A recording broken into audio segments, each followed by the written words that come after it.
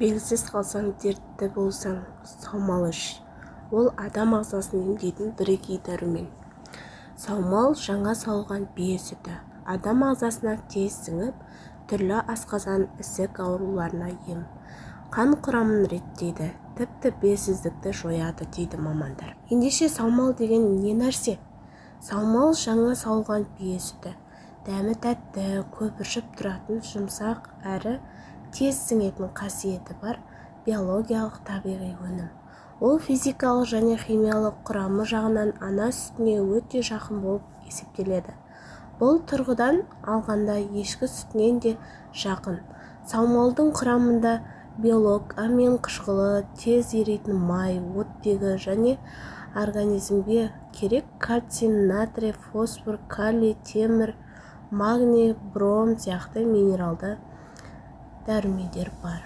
Жалпы саумалдың құрамында 80-ге жуық биологиялық белсенді қоспалар бар екендігі анықталып отыр. Сауылғаннан кейін 2 сағаттан асқанға дейін саумалының ешқандай қасиеті жоғалмайды. Саумалының құрамындағы көп сұйық оттегі әрі жасушаға жетеді.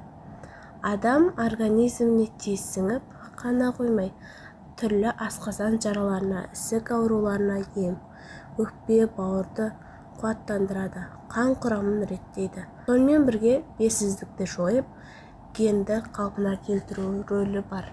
Биелер әр күні 5-7 рет сауылады. Қазақта бие бау, бие сауым уақыты деген ұғымдар бар.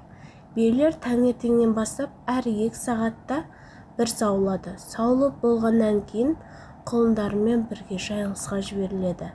Мөлшермен 1,5 сағаттан кейін құлындарын желіге байлайды, немесе оларды бөлек қораға қамайды да биені 15-20 минут тынықтандырып алғаннан кейін тағы сауады. Әдетте бір биеден әр жолы 400 мг-нан 2 литрге дейін саумал алынады. Балалардан бастап қарттарға дейін саумалмен емделуге болады.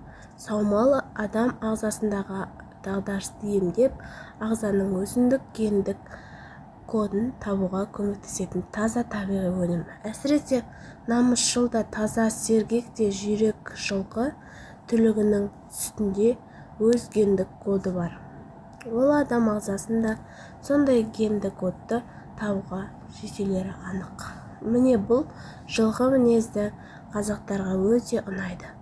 Біз бие баудағы саумал ішуге арналған орынға барғанымызда кезекке тұрып саумал ішіп жатқан халықтың қарасы көп болды. Жастар арасындағы белсіздіктің көбеюіне алдын алуда саумалының пайдасы көп.